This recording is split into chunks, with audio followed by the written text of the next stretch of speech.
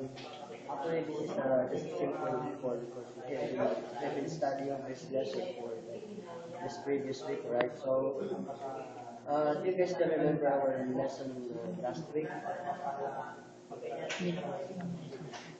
Last week lesson, did you remember? It's entitled Divine Wisdom, or am I right? Divine Wisdom. So, yeah.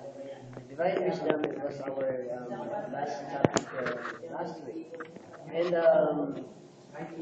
believe that we were able to apply the lesson that we gained from that previous lesson.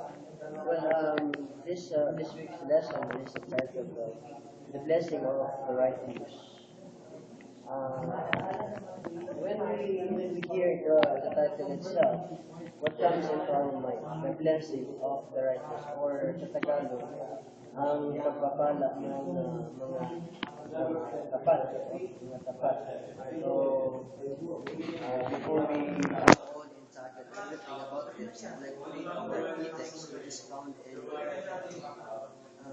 Proverbs 10, verse 6. It says here, blessings are on the head of the righteous, but violence covers the mouth of the wicked. So, yeah, let's bow our heads as we pray.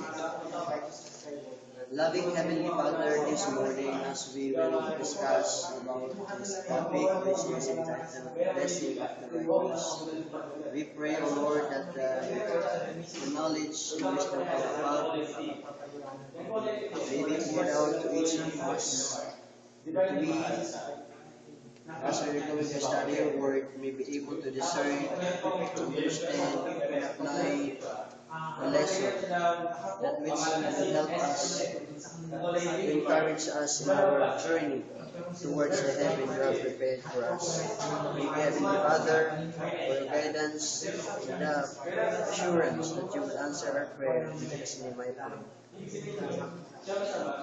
And so, well, in our lesson, it's the righteous word is actually being defined. And at the same time, the blessing as was actually defined. And the Hebrew word for righteous was mentioned here is zadek. I don't know if I pronounce it well. Zadek, which means righteous, or Zedek, translated means justice from the word Greek. In Solomon's term, or Proverbs of Solomon's term, is to receive the instruction of wisdom. So, wisdom in Proverbs, it means it's right use, no? Righteousness. The word wisdom itself means righteousness. Yeah, righteousness. How do you understand righteousness? Righteous. When you hear the word righteous, yeah, holy. Some other people understand it holy. You are holy. You are righteous. You're not committing sin.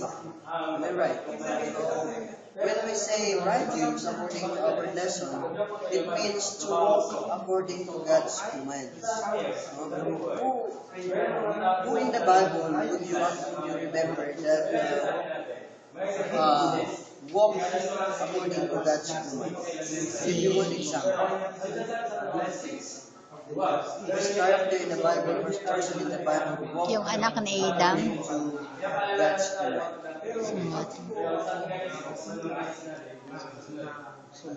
Hindi. Yung anak ni Adam, sino nga yun? The one who lived 900 years something.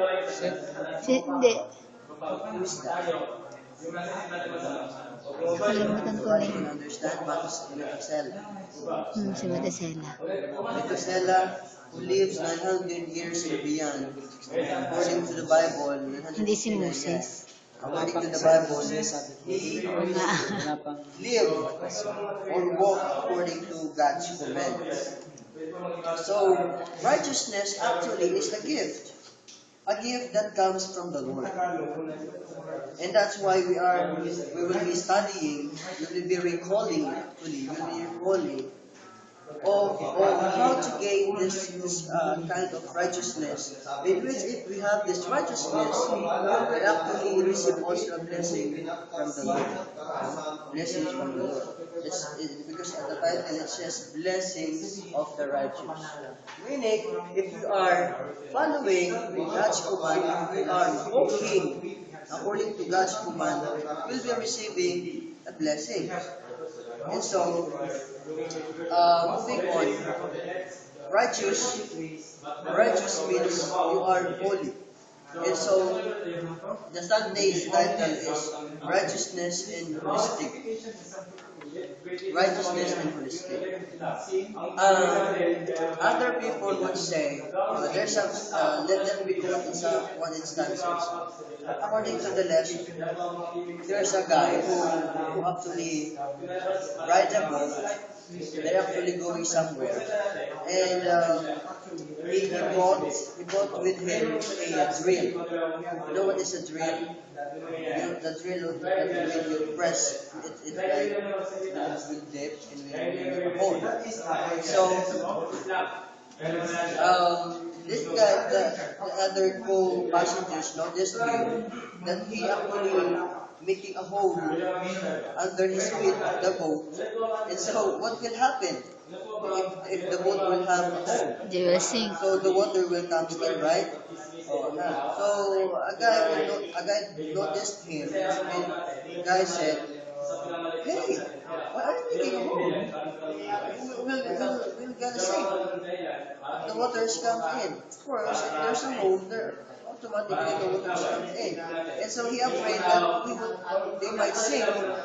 So he approached him. Why are you doing that one?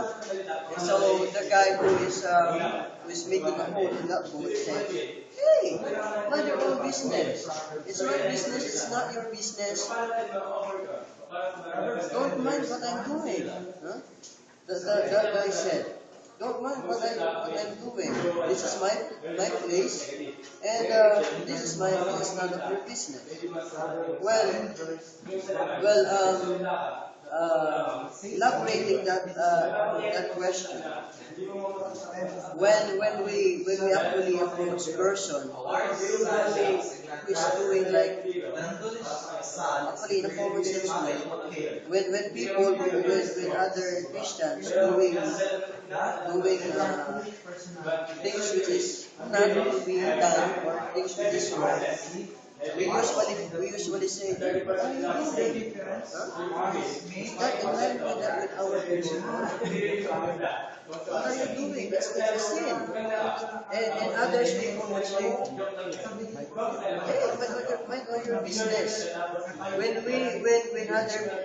our roommates did not go to church, and when we review,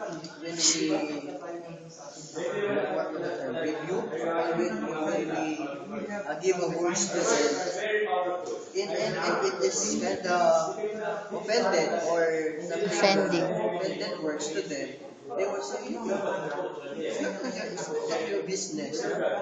Why would you tell that to me? "Oh, I know it. You don't need to tell that." Huh? So, in Tagalog, they emphasize it very well.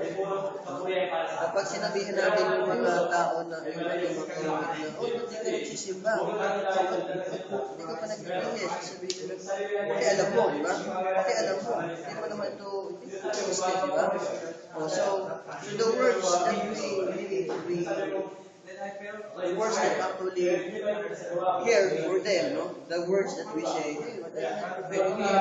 It's actually, for us, it's a care. We are actually caring for them. We are not caring for them. Let's go to church. So encouraging them to go to church with you. But actually, that word for them is offended. Offended words. So, as a Christian, to be righteous in a holistic way, we must think of words or a way in which they will see that as the righteous one, as the righteous, we should employ or manifest to them the holistic way approach in which they